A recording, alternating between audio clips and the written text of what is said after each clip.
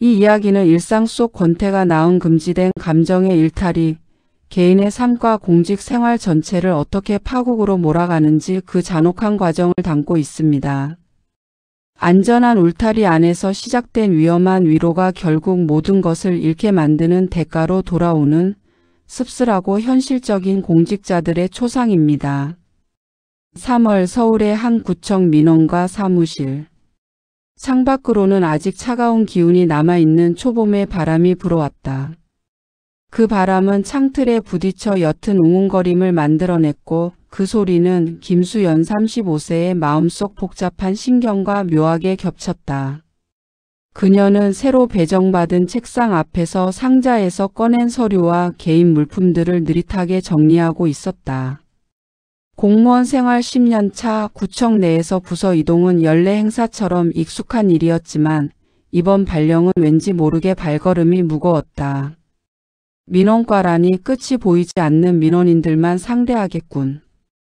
수연은 속으로 중얼거렸다. 결혼 8년 차 남편과의 관계는 오래된 가구처럼 삐걱거렸고 그 삐걱거리는 소리는 그녀의 공직 생활에도 알게 모르게 영향을 미치고 있었다. 아이 없는 맞벌이 부부의 일상은 겉보기엔 단정했지만 속으로는 이미 오래전에 무미건조함이라는 곰팡이가 피어오르고 있었다. 그녀는 새 부서에서의 새로운 업무가 이 답답한 일상의 작은 돌파구가 되기를 희망했지만 동시에 익숙하지 않은 사람들과의 관계 맺기가 또 하나의 짐처럼 느껴졌다. 그때였다.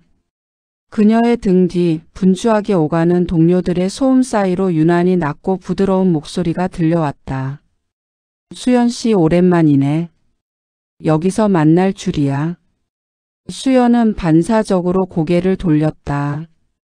목소리의 주인공은 이정훈 36세. 10년 전 공무원 입사 연수원에서 처음 만나 동고동락했던 동기였다. 잠시 숨을 멈췄다. 시간의 흐름을 비웃기라도 하듯 그는 여전히 반듯한 외모의 깔끔한 정장 차림이었다. 나이를 한 살 더 먹었을 뿐 그 자신감 넘치는 미소와 깊은 눈빛은 수연의 기억 속에 선명하게 남아있던 모습 그대로였다. 그녀의 심장이 예고 없이 쿵 내려앉는 것을 느꼈다. 낯선 곳에 불쑥 나타난 너무나도 익숙하고 강렬했던 과거의 잔상이었다.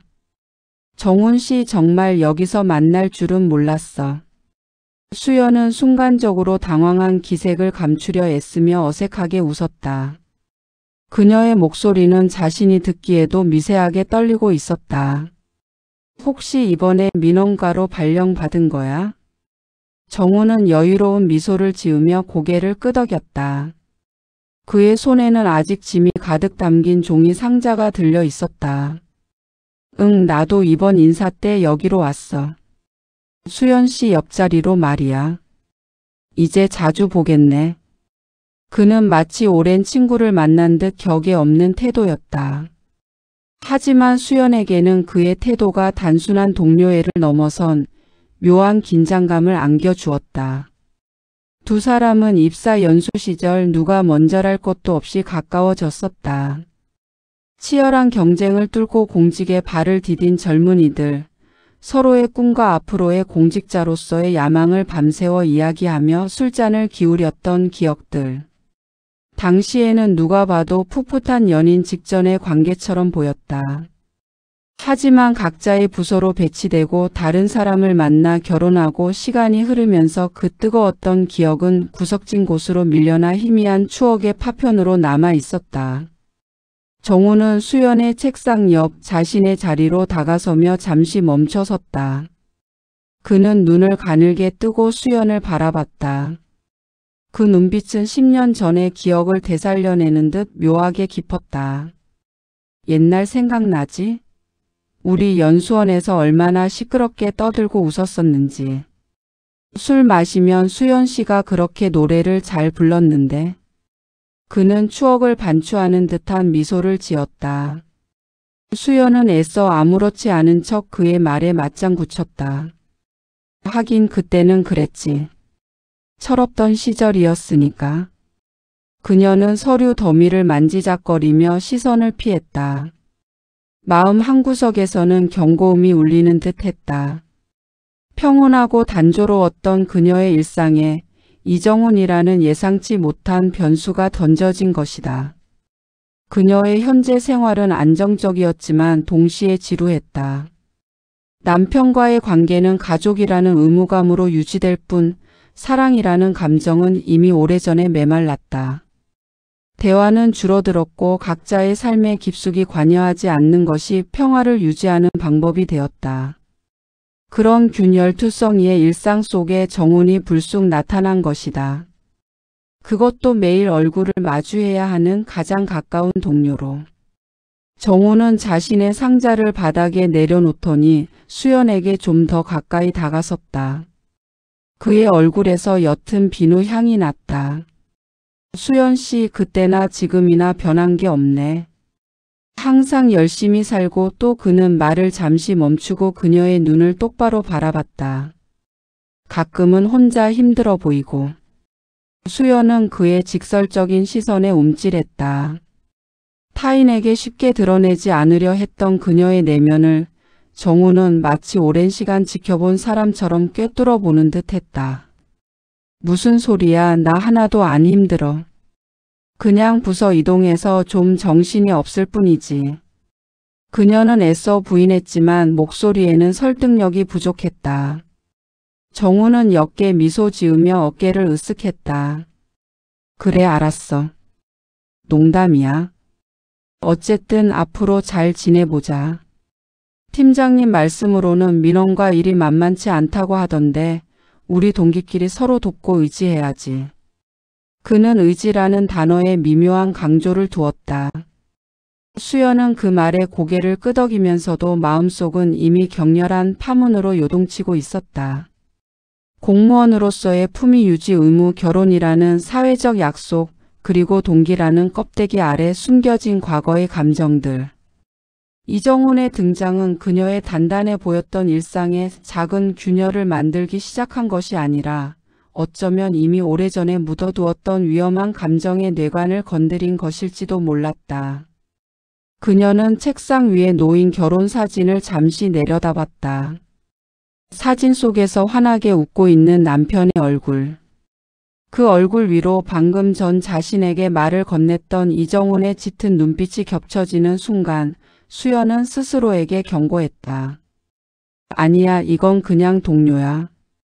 오랜만에 만난 입사 동기일 뿐이야. 그 이상은 절대로 안 돼. 하지만 그녀의 심장은 그 이성적인 명령을 거부하는 듯 쿵쾅거리며 계속해서 위험 신호를 보내고 있었다. 따뜻한 봄바람이 스미는 3월의 구청 사무실, 새롭게 시작된 일상 속에서 김수연은 자신이 걷잡을 수 없는 감정의 소용돌이에 휘말릴지도 모른다는 불길한 예감에 사로잡혔다. 시간은 쉼없이 흘렀다. 3월의 낯선 긴장감은 어느새 5월의 싱그러운 녹음과 잦아드는 일상 속에 묻혀버렸다. 서울구청 민원과는 언제나 그랬듯 전쟁터 같았다.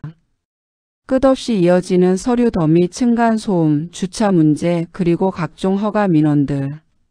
하루를 마칠 때쯤이면 수연은 물론 정훈까지도 완전히 기진맥진해지곤 했다. 그러나 이 지루하고 고된 일과 속에서 두 사람의 거리는 묘하게 가까워지고 있었다. 두 사람은 나란히 앉아 민원인들의 쉴 틈 없는 항해 전화를 받고 복잡한 규정을 해석하며 머리를 맞대야 했다. 수연 씨, 이 토지 용도 변경은 법제처 유권 해석이 필요할 것 같은데요. 정훈이 미간을 찌푸리며 물으면 수연은 망설임 없이 정확한 조항과 과거 사례를 읊어주었다. 10년 경력의 공직자로서 두 사람은 완벽한 업무 파트너였다. 서로의 호흡은 척척 맞았고 막히는 곳 없이 일 처리가 진행될 때마다 두 사람은 알 수 없는 유대감을 느꼈다.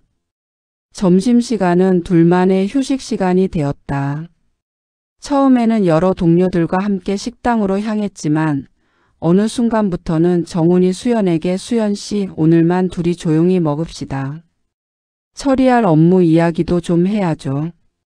라고 제안했고 수연은 그 제안을 거절하지 않았다. 아이고, 오늘 점심은 좀 짰네요. 정훈이 숟가락을 내려놓으며 말했다. 수연은 물을 마시며 옅게 웃었다. 민원과 식당 밥이 다 그렇죠 뭐. 워낙 많은 사람들을 상대해야 하니 간을 세게 하는 건지. 하긴 우리 인생도 좀 간이 세야 살맛 나는데. 요즘은 너무 심심해서 원. 정훈은 농담처럼 말했지만 그의 눈빛은 왠지 모르게 수연의 속마음을 꿰뚫어 보는 듯 했다. 수연은 순간적으로 자신의 결혼 생활을 떠올렸다. 남편과의 관계는 심심하다는 표현조차 사치였다. 서로에게 무관심한 평화만이 존재했다. 따뜻한 대화도 뜨거운 포옹도 없이 그저 한 지붕 아래 사는 동거인처럼. 아이가 없는 8년차 결혼 생활은 수연에게 점점 더 큰 공허함으로 다가왔다. 정훈 씨는 여전히 주말 부부를 즐기고 있나 봐요. 수연은 화제를 돌리려 애썼다. 정훈은 샐러드 접시를 정리하며 여유롭게 대답했다. 글쎄요. 즐긴다기보다 그냥 익숙해진 거죠. 아내가 없는 혼자만의 시간, 혼자만의 공간. 하지만 가끔은 나도 누군가와 함께 공유하고 싶다는 생각을 하죠. 특히 퇴근 후에 맥주 한 잔 할 사람이 없을 때. 야근 후에 맥주 한 캔. 그것은 자연스러운 수순이었다. 밀린 민원 서류를 겨우 끝낸 늦은 밤, 구청 뒤편의 작은 편의점 테이블. 그곳은 이제 두 사람이 하루의 고단함을 털어놓는 비밀스러운 공간이 되었다. 수연 씨 오늘도 고생했어요. 나 때문에 야근했네. 정훈은 캔맥주를 따서 수연에게 건넸다. 무슨 소리예요? 내 일이었는데. 근데 정훈 씨 덕분에 빨리 끝냈어요. 역시 머리가 좋네. 수연은 시원한 맥주를 한 모금 들이켰다. 예전처럼 말이야. 우리가 연수원에서 늘 이렇게 밤늦게까지 이야기를 나눴었잖아요. 정훈은 옛 추억을 꺼내 놓았다. 그때는 우리가 진짜 뭐든 해낼 수 있을 것 같았는데. 지금은 어때요, 수연 씨? 그 꿈들 잘 이루고 있어요? 수연은 씁쓸한 미소를 지었다. 꿈이요? 지금은 그냥 월급 받아서 생활하는 게 꿈이죠. 현실이 그렇잖아요. 정훈은 말없이 그녀를 바라봤다. 그의 눈빛은 동정심이 아닌 깊은 이해와 공감으로 가득 차 있었다. 그는 잠시 망설이다가 아주 조용하고 낮은 목소리로 물었다. 행복해? 지금의 삶 당신은 정말로 행복해요? 그 질문은 수연의 마음속 가장 깊은 곳을 찔렀다. 행복? 그녀는 행복이라는 단어를 떠올린 지가 언제였던가. 남편과의 대화에서도 친정 부모님과의 통화에서도 행복은 단지 형식적인 안부 인사말일 뿐 실질적인 감정은 아니었다. 수연은 대답 대신 고개를 숙였다. 캔맥주 표면에 맺힌 물방울을 손가락으로 문질렀다. 그녀의 침묵은 정훈에게 명확한 대답이 되었다. 나 수연 씨가 힘든 거 다 알아요. 정훈이 부드럽게 말을 이어갔다. 우리가 10년 전에 나눴던 이야기들 난 아직도 기억해요. 당신은 이렇게 갇혀 지낼 사람이 아니었는데. 항상 밝고 꿈 많고 에너지가 넘쳤잖아. 그의 말은 굳게 닫아두었던 수연의 감정을 건드렸다. 눈시울이 뜨거워졌지만 그녀는 애써 눈물을 참았다. 세월이 흐르면 다 변하는 거죠. 정훈 씨도 마찬가지 아닌가요? 혼자서 이렇게 늦게까지 일하고 혼자 밥 먹고 그게 정훈 씨가 원했던 삶이에요. 수연은 반격하듯 되물었다. 정훈은 옅게 한숨을 쉬었다. 나도 완벽하지 않죠.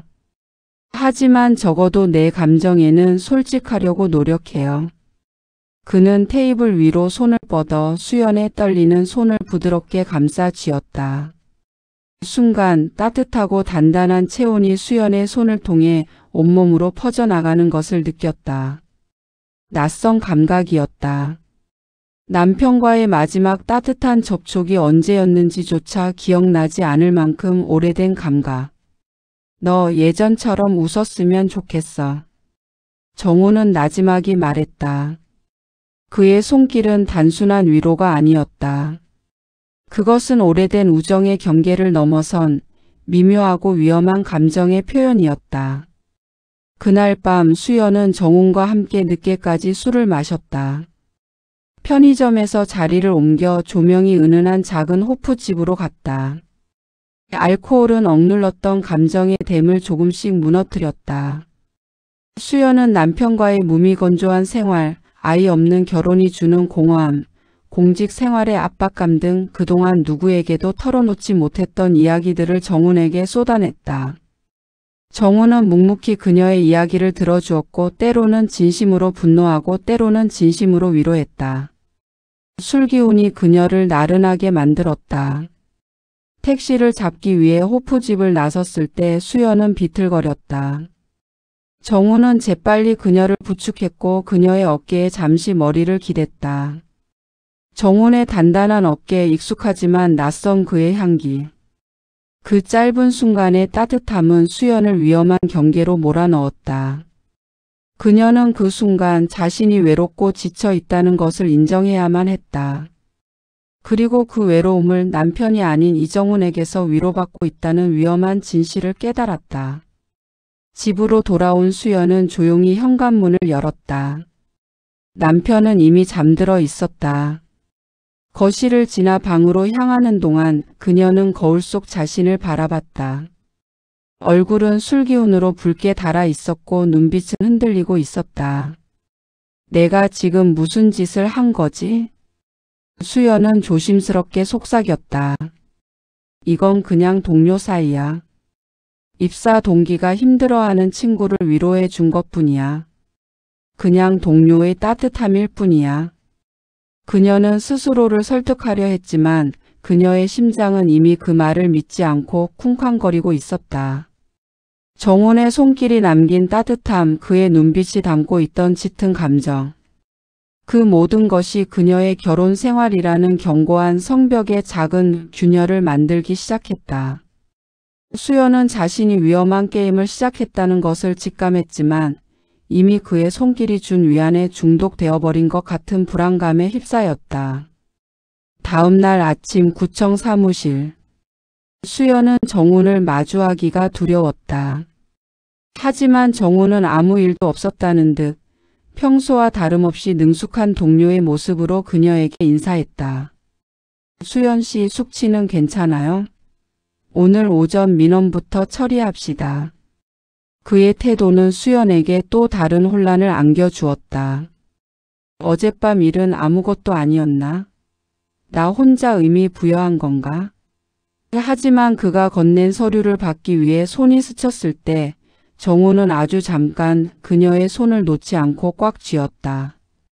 그리고 아주 희미하게 수연에게만 들릴 정도로 속삭였다. 어젯밤 이야기 우리 둘만의 비밀이에요. 그 말과 함께 정훈은 활짝 웃으며 민원인에게 인사를 건넸다. 수연은 온몸에 전율을 느꼈다. 이제 그녀의 일상과 감정의 경계는 완전히 흔들리기 시작했다. 동료라는 안전한 선은 무너졌고 두 사람 사이에는 금지된 감정의 위험한 미러가 시작된 것이다. 수연은 서류를 보면서도 정훈의 옆모습에 자꾸만 시선이 머물렀고 그녀의 마음속에서 피어나는 죄책감과 설렘이 격렬하게 충돌하는 것을 느꼈다. 이 파국을 막아야 한다는 이성과 멈출 수 없는 감정적 끌림 사이에서 그녀는 위태롭게 줄타기를 하고 있었다. 구청 민원과의 시간은 계절을 따라 쉼없이 달려 여름의 절정으로 접어들었다. 7월과 8월 도심의 끈적한 더위만큼이나 민원인들의 짜증과 요구는 폭주했고 수연과 정훈은 거의 매일 밤늦게까지 사무실을 지켜야 했다. 늦은 시간까지 이어지는 야근은 두 사람에게 동료라는 공식적인 울타리 안에서 더욱 사적인 시간을 보낼 수 있는 핑계를 제공했다. 정오의 구내식당이 아닌 땀으로 얼룩진 서류와 커피 냄새가 가득한 사무실에서 마주하는 정훈의 얼굴은 수연에게 묘한 안정감을 주었다. 남편과 함께 있는 집은 숨이 막혔지만 정훈과 함께 있는 이 늦은 사무실은 오히려 그녀의 유일한 해방구 같았다. 어느 날 숨막히는 야근이 끝난 밤 11시. 정훈은 수연에게 말했다.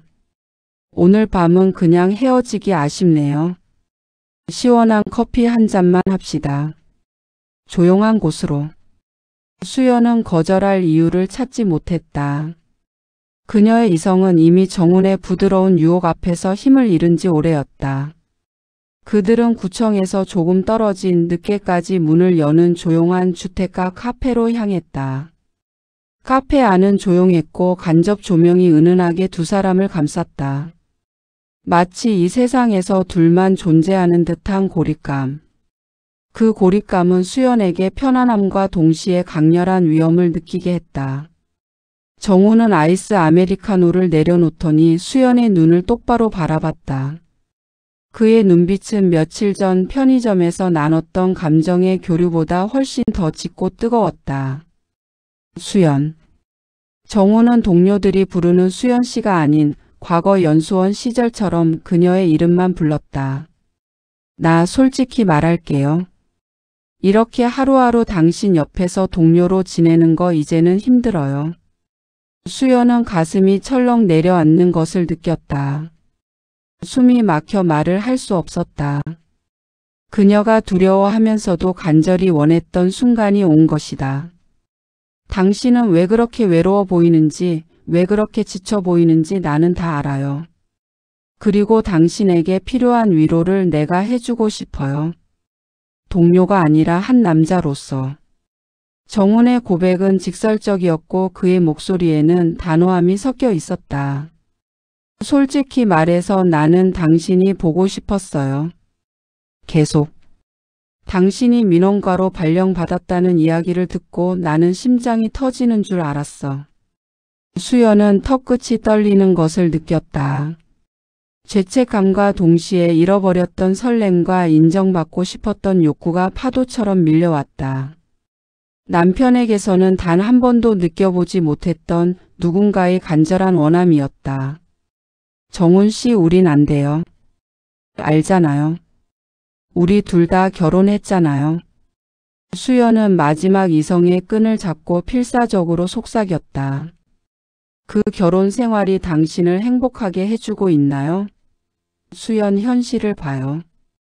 당신은 이미 당신의 삶에서 도망치고 싶어 하고 있어요. 그리고 나는 당신이 도망칠 수 있는 유일한 통로가 되어주고 싶어요. 정훈은 그녀의 손등 위로 자신의 따뜻한 손을 겹쳤다. 나는 당신에게 거짓말을 하고 싶지 않아. 동료라는 껍데기를 쓰고 당신을 매일 보는 건 나에게 고문이에요. 그날 밤 두 사람은 위험한 선을 넘어섰다. 공직 사회의 딱딱하고 규격화된 경계는 무너졌고 두 사람은 퇴근 후 비밀스러운 장소에서 몰래 만났다. 그들의 만남은 마치 숨 쉬는 것과 같았다. 정훈은 수연에게 잃어버렸던 웃음과 생기를 되찾아 주었고 수연은 정훈에게서 잊고 살았던 열정과 위안을 발견했다. 수연은 매일 정훈에게 짧은 메시지를 보냈다. 오늘 점심시간에 잠깐 복도에서 볼 수 있을까요?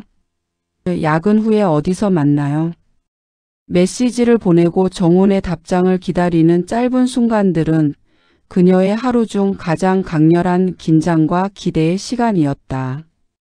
하지만 이 은밀한 행복은 언제나 죄책감이라는 날카로운 칼날과 함께였다.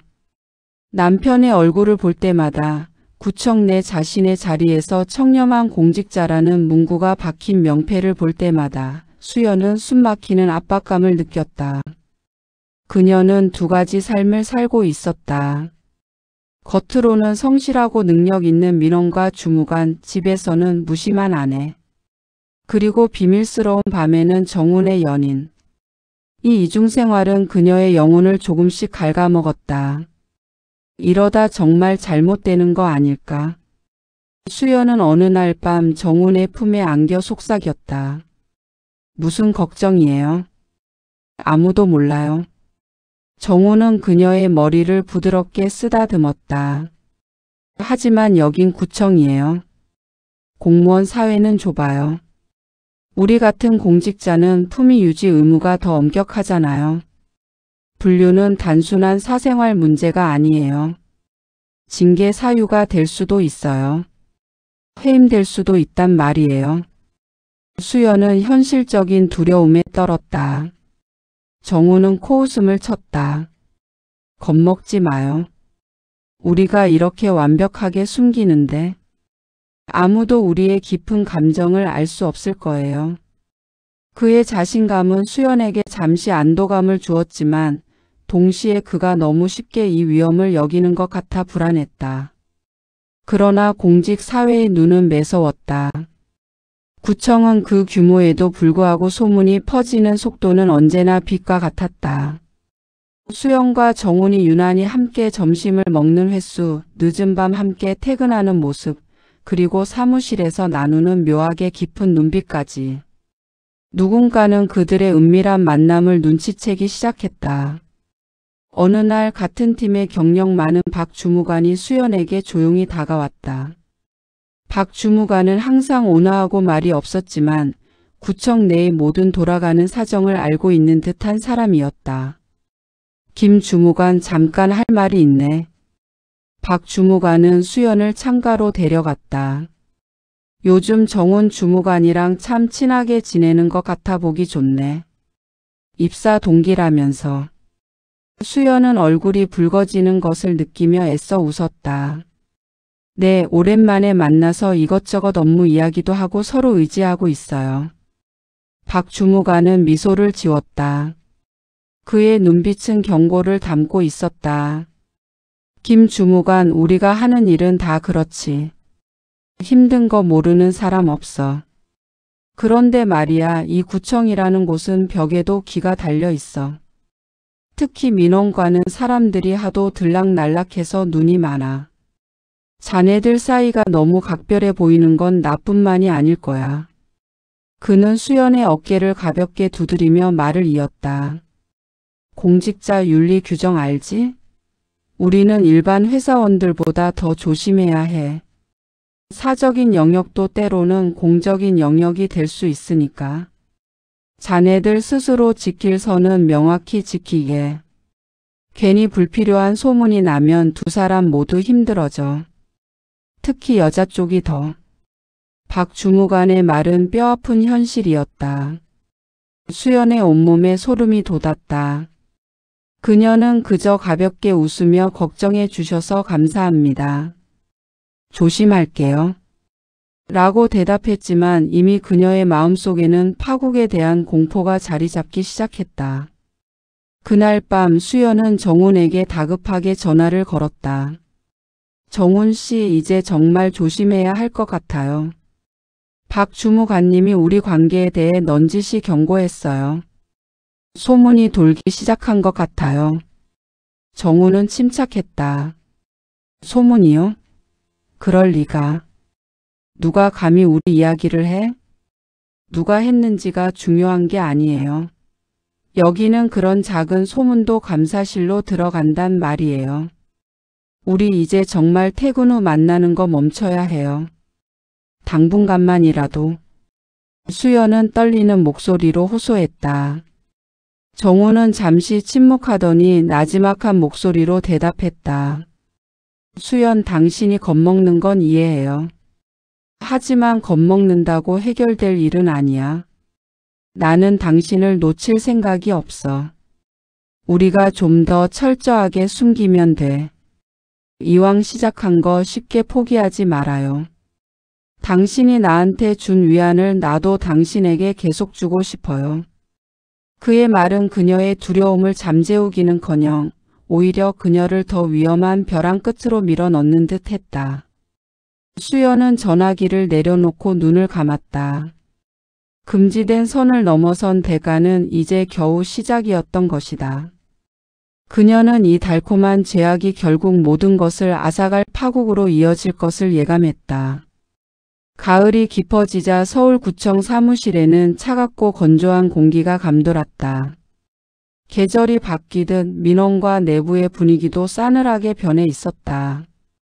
더 이상 수연과 정훈의 관계는 친한 동기라는 미명 아래 숨겨질 수 없었다. 소문은 이미 민원과를 넘어 구청 전체에 희미한 그림자를 드리우고 있었다.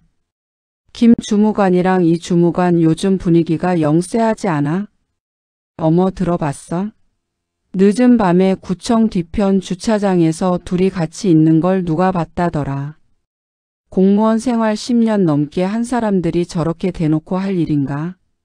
둘 다 가정이 있는 몸인데 정말 조심성 없네. 수연은 동료들의 귓속말이 마치 날카로운 송곳처럼 자신을 찌르는 것을 매일 느꼈다. 과거에는 환하게 웃으며 나누던 동료들의 잡담이 이제는 자신을 겨냥한 비밀스러운 신문처럼 느껴졌다. 정훈과 그녀는 사무실에서 의도적으로 거리를 두기 시작했다. 눈빛도 마주치지 않았고 꼭 필요한 업무 대화 외에는 사적인 말을 삼갔다. 하지만 그들의 어색함과 긴장된 침묵은 오히려 주변 사람들에게 뭔가 있다는 확신만 심어줄 뿐이었다. 수연은 매일 불안감에 시달렸다. 잠을 설치기 일쑤였고 날카로워진 신경은 사소한 민원에도 민감하게 반응했다. 그녀는 정훈에게 이 모든 것을 끝내야 한다고 여러 번 이야기했지만 정훈은 매번 그녀를 안심시키며 상황을 무마시켰다. 수연 너무 예민하게 굴지 마요. 소문은 잠깐 불다가 꺼지는 불꽃 같은 거예요. 우리가 흔들리지 않으면 아무도 증명할 수 없어요. 정훈은 퇴근 후 몰래 나눈 짧은 통화에서 그렇게 말했다. 그의 목소리는 여전히 태연했지만 수연에게는 그 태연함이 무모함으로 느껴졌다. 그리고 마침내 수연이 가장 두려워했던 일이 현실이 되었다. 오전 11시 팀장이 수연을 호출했다. 팀장의 사무실 문이 닫히자 민원과 사무실 전체가 일순간 얼어붙은 듯한 침묵에 빠졌다. 수연은 심장이 목 끝까지 치솟는 것을 느꼈다. 팀장은 평소의 온화한 미소를 완전히 지운 채 책상에 기대앉아 차가운 눈빛으로 수연을 응시했다. 책상 위에는 그녀의 이름이 적힌 익명의 제보 서류가 놓여 있는 듯 했다. 김 주무관. 팀장은 낮고 무거운 목소리로 입을 열었다. 최근에 자네에 대한 좋지 않은 이야기가 들려. 감사팀에까지 익명의 제보가 접수되었고 나는 지금 공식적으로 자네에게 이 문제에 대해 물을 의무가 있네. 수연의 입술이 바싹 말랐다. 팀장님 무슨 말씀이신지 잘 모르겠습니다. 그녀는 애써 태연한 척했지만 목소리는 떨림을 숨길 수 없었다. 그녀는 이 상황을 부인해야 한다는 것을 알면서도 온몸에 피가 식는 듯한 공포에 사로잡혔다. 팀장은 한숨을 쉬며 안경을 고쳐 썼다. 모르는 척하지 말게. 당신과 이정훈 주무관에 대한 이야기일세. 사적인 만남, 늦은 시간의 동행. 이게 단순한 동료 관계를 넘어섰다는 소문이 파다하네. 김 주무관 결혼 8년 차 아닌가? 이정훈 주무관도 가정이 있고. 그의 직설적인 질문에 수연은 얼굴이 하얗게 질렸다. 팀장님 오해입니다. 정훈 씨와 저는 입사 동기일 뿐입니다. 민원 업무가 워낙 많다 보니 늦게까지 같이 일하고 서로를 위로했을 뿐이에요. 절대 소문과 같은 일은 없습니다. 위로? 동료 간의 위로가 밤늦게까지 구청 밖에서 이루어지나? 그리고 그 위로 때문에 조직 내부의 품위를 손상시키는 소문이 돌고 심지어 감사팀까지 움직여야 할 상황인가? 팀장의 말투는 이제 질책을 넘어 경고에 가까웠다. 자네들 둘 다 유능한 공직자일세. 하지만 알다시피 공직자는 품위 유지 의무를 위반하면 안 돼. 이게 사실이라면 단순한 사생활 문제가 아니라 징계 사유가 되네. 해임까지 갈 수 있는 중징계 말이야. 팀장의 말은 수연의 가슴에 비수처럼 꽂혔다. 해임. 10년을 바친 공직 생활이 불륜이라는 오명 아래 한순간에 무너질 수 있다는 현실이 그녀의 목을 조르는 것 같았다. 그녀는 더 이상 아무 말도 할 수 없었다. 고개를 푹 숙인 채 눈물이 쏟아질까 두려워 입술을 깨물었다. 자네 스스로 정리하게. 그리고 이정훈 주무관에게도 전달하게. 이 상황이 계속되면 두 사람 모두 조직에서 발붙이기 힘들어진다는 것을. 팀장은 마지막 말을 남기고 수연을 내보냈다. 사무실로 돌아온 수연은 아무 일도 없었다는 듯 자리에 앉았지만 손은 떨리고 있었고 머릿속은 온통 해임이라는 단어로 가득 찼다. 그녀는 고개를 돌려 정훈의 자리를 바라봤다. 정훈은 민원인과 통화 중이었지만 수연을 힐끗 보더니 옅게 미소 지었다. 그 미소는 수연에게 마치 우리는 괜찮다고 속삭이는 것처럼 보였다. 하지만 그 미소는 더 이상 그녀에게 위안을 주지 못했다. 오히려 모든 것을 파괴할 수 있는 무모함으로 느껴졌다. 퇴근 후 수연은 텅 빈 집으로 돌아왔다. 남편은 늦는다는 메시지만 보내왔을 뿐이었다. 텅 빈 거실에 홀로 앉아 수연은 깊은 절망감에 빠졌다. 이 모든 것의 시작은 남편과의 식어버린 관계 그리고 그 공허함으로부터의 탈출구였다. 하지만 이제 그 탈출구는 그녀의 삶 전체를 집어삼키려 하고 있었다. 털어놓아야 할까? 남편에게 모든 것을 솔직하게 이야기하고 용서를 빌어야 할까? 수연은 잠시 남편에게 전화를 걸어 모든 것을 고백할까 망설였다. 하지만 남편의 차갑고 이성적인 반응이 두려웠다. 당신이 무슨 짓을 했는지 봐. 당신 때문에 내 명예까지 실추될 뻔했어. 라는 남편의 비난이 눈앞에 선했다. 그녀는 결국 입을 열지 못했다. 대신 수연은 손을 떨며 정훈에게 메시지를 보냈다. 이 메시지가 그녀의 마지막 선언임을 알고 있었다. 정훈 씨, 팀장님이 오늘 나를 부르셨어요. 감사팀 이야기까지 나왔어요. 나 이제 정말 끝내야 할 것 같아요. 이거 잘못되면 나 해임될 수도 있어요. 내 인생 전체가 무너져요. 우리 정말 끝내야 해. 메시지를 보내자마자 수연은 전화기를 멀리 던져버리고 싶었다. 하지만 그녀는 숨을 멈춘 채 정훈의 답장을 기다렸다. 몇 분 후 진동이 울렸다. 수연은 떨리는 손으로 전화기를 집어들었다. 그녀는 정훈이 그녀의 두려움을 이해하고 이 관계를 끝내는데 동의해 주기를 간절히 바랐다. 정훈의 답장은 수연의 예상과는 달랐다. 간단했지만 단호했고 그녀의 모든 절망감을 한순간에 짓밟았다. 걱정 마요, 수연. 내가 알아서 처리할게요. 당신이 나를 완전히 밀어내지만 않는다면 나는 언제든 당신을 기다릴게요. 당신이 괜찮다면 나는 괜찮아. 수연은 메시지를 읽고 전화기를 내려놓았다. 그녀의 눈에서는 뜨거운 눈물이 쏟아졌다. 정훈은 그녀의 직장과 미래를 건 이 위험한 도박에서 여전히 자신의 감정만을 이야기하고 있었다. 그녀의 파국은 이미 시작되었고 이 혼자만의 싸움에서 그녀는 완전히 홀로 남겨졌음을 깨달았다.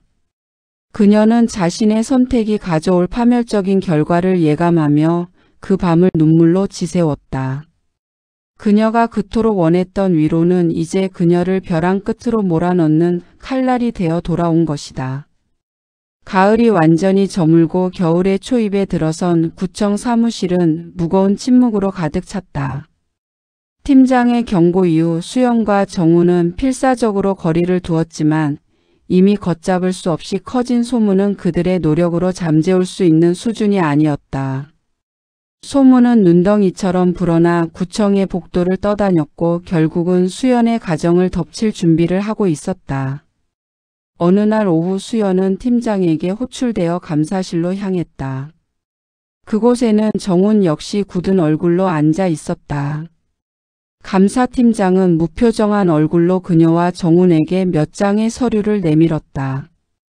그것은 그들의 늦은 시간 만남, 주차장에서의 동행, 그리고 부적절한 관계를 암시하는 익명 제보와 동료 진술이 정리된 보고서였다. 김 주무관, 이 주무관. 이 모든 소문과 제보가 사실이 아니라고 계속 부인할 건가요? 감사팀장의 목소리는 차분했지만 단호했다. 정훈은 고개를 들고 딱딱한 목소리로 말했다. 저희는 단지 업무상 협의와 동료 간의 위로를 나눴을 뿐입니다. 품위를 손상할 만한 행위는 없었습니다.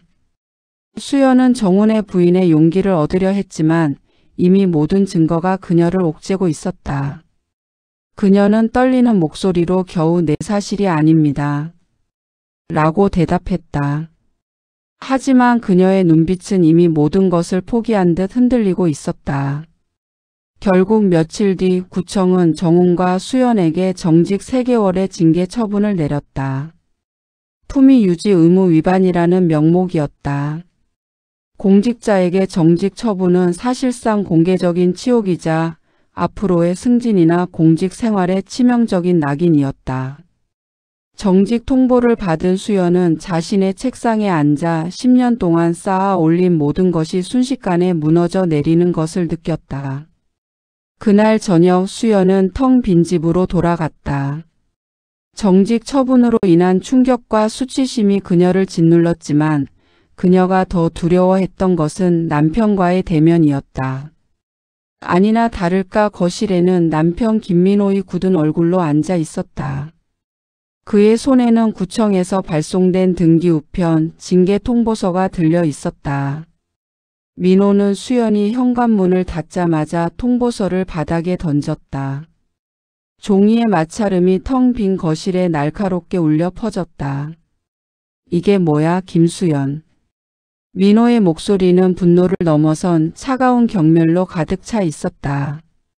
징계? 공무원이 정직 처분을 받았다고? 그것도 품위 유지 의무 위반으로? 수연은 차마 고개를 들지 못했다. 여보, 내가 설명할게. 이건 오해야. 소문이 와전된 거야. 오해? 소문? 민호는 냉소를 터뜨렸다. 이 소문이 구청 안에만 돌았을 것 같아. 이미 내 회사 동료들 귀에도 들어갔어. 내 귀로 직접 들었다고. 당신이 그 이정훈이라는 남자랑 밤마다 몰래 만났다는 이야기. 당신이 나랑 결혼 생활하면서 행복하지 않다고 그 남자한테 하소연했다는 이야기. 이 정직 처분 서류가 당신들이 동료 이상이었다는 결정적인 증거 아니야? 민호는 그동안의 무관심을 보상이라도 하듯 모든 분노를 쏟아냈다. 수연의 눈에는 눈물이 고였지만 그는 전혀 개의치 않았다. 솔직히 말해. 그 남자랑 어디까지 갔어? 언제부터야? 당신은 나랑 8년을 살면서 나한테 단 한 번도 진심으로 미안해하거나 행복을 이야기하지 않았지. 당신의 그 모든 공허함을 회사 동료랑 채우고 다녔다는 거야? 민호는 경멸이 가득 담긴 시선으로 수연을 바라봤다. 난 당신을 믿었어. 8년 동안. 그리고 지금 당신이 가져온 이 징계 서류가 내 믿음을 산산조각 냈어. 내가 그 소문을 믿지 않을 수 있게 당신이 해명할 여지라도 줬어야지. 수연은 주저앉아 눈물을 흘렸다. 그녀는 모든 것을 털어놓고 용서를 빌고 싶었지만 민호의 완벽하게 닫힌 마음은 그녀에게 어떤 말도 허용하지 않았다. 미안해, 정말 미안해, 여보. 사과 필요 없어. 난 당신이랑 더 이상 이 생활을 유지할 수가 없어. 민호는 단호하게 선언했다. 나한테는 이 결혼 생활을 지킬 아무런 이유도 남지 않았어. 우리는 이혼할 거야. 그리고 나는 당신이 내 명예를 실추시킨 것에 대해 법적인 책임을 물을 거야. 다음 주 민호는 변호사를 선임하여 이혼 소송을 제기했다. 공직자로서 받은 품위 유지 의무 위반 정직 처분은 남편에게 가장 강력한 증거가 되었다. 법정에서 정직 처분은 두 사람의 관계가 단순한 동료애를 넘어섰다는 결정적인 심증을 제공했다. 수연은 정훈에게 도움을 요청했지만 정훈 역시 자신의 가정과 직장을 지키기 위해 필사적으로 방어하는 상황이었다. 정훈은 법정에서 수연과의 관계를 철저히 부인했고 수연과의 만남은 오직 업무상 필요에 의한 것이었으며 징계 처분은 과도한 소문으로 인한 불합리한 행정처분이라고 주장했다. 법정 공방은 치열했다. 수연은 남편과의 이혼을 피할 수 없음을 알았지만 최소한의 재산과 명예라도 지키고 싶었다. 하지만 법원은 남편의 손을 들어주었다. 남편 김민호가 이혼 소송에서 승소한 것이다. 혼인관계 파탄의 주된 책임이 수연에게 있다는 것을 인정받은 것이다. 이혼 판결 후 민호는 정훈을 상대로 상간남 소송을 진행했다. 이 소송은 수연에게는 마지막 희망이었다. 정훈이 책임을 지고 유책 배우자임을 인정받기를 바랐다. 하지만 상간남 소송은 이혼 소송과는 달랐다. 불륜을 입증할 직접적인 증거가 필요했다.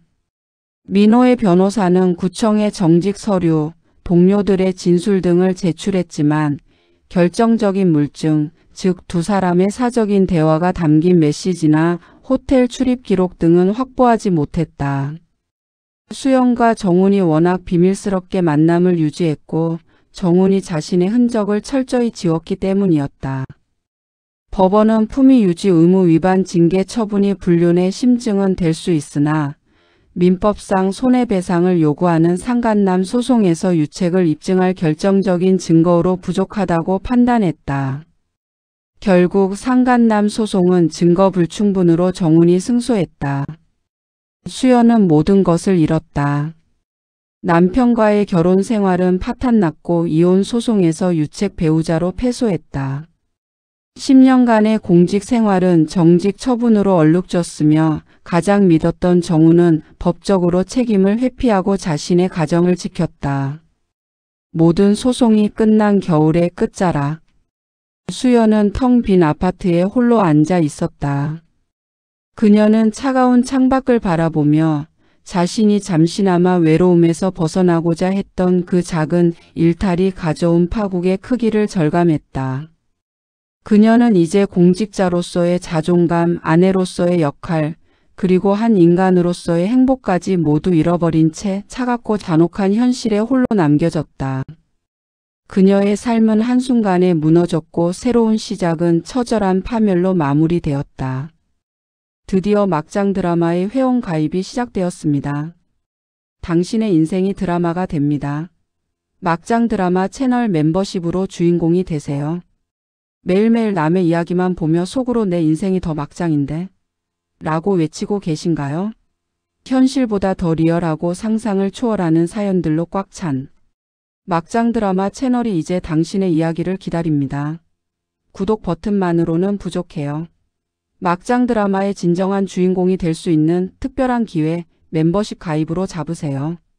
1단계 막장 2플러스로 특권을 누리세요. 월 1,990원. 월 1,990원 커피 한 잔 값으로 평범한 시청자에서 특별한 멤버가 됩니다. 회원 전용 영상 무제한 시청은 기본. 오직 회원만이 볼 수 있는 비밀 콘텐츠를 마음껏 누리세요. 게다가 댓글이나 실시간 채팅 시 당신의 닉네임 옆에 가입 기간에 따라 빛나는 특별한 회원 배지가 부여됩니다. 채널 커뮤니티에서 당신의 존재감을 확실하게 드러내고 특별 대우를 받아보세요. 2단계 막장 트리플 플러스로 당신의 사연에 생명을 불어넣으세요. 월 12,000원. 이것이 바로 막장 드라마 멤버십의 하이라이트이자 당신이 가입해야 할 가장 큰 이유입니다. 당신의 인생 막장 스토리가 드라마 대본으로 탄생합니다. 어디 가서도 말 못했던 가슴속에 묻어뒀던 그 기막힌 사연을 저희에게 보내주세요. 막장 드라마 제작진이 당신만의 사연을 바탕으로 한 단독 드라마 대본을 직접 작성하여 제공해 드립니다. 12,000원으로 당신의 억울함, 분노, 복잡한 감정을 고퀄리티 드라마 대본으로 승화시키세요. 이보다 더 통쾌한 해소와 대리 만족은 없습니다. 월 12,000원으로 평생 잊지 못할 당신만의 막장 드라마를 소유하고 일상의 스트레스를 폭발적으로 해소하세요. 지금 바로 아래 버튼을 눌러 당신의 레벨을 선택하고 막장 드라마 채널의 진짜 주인공이 되어 보세요. 지금 보시는 영상을 보실 수 있습니다. 지금 바로 가입 버튼 눌러주세요. 여러분의 가입은 저에게 큰 힘이 됩니다.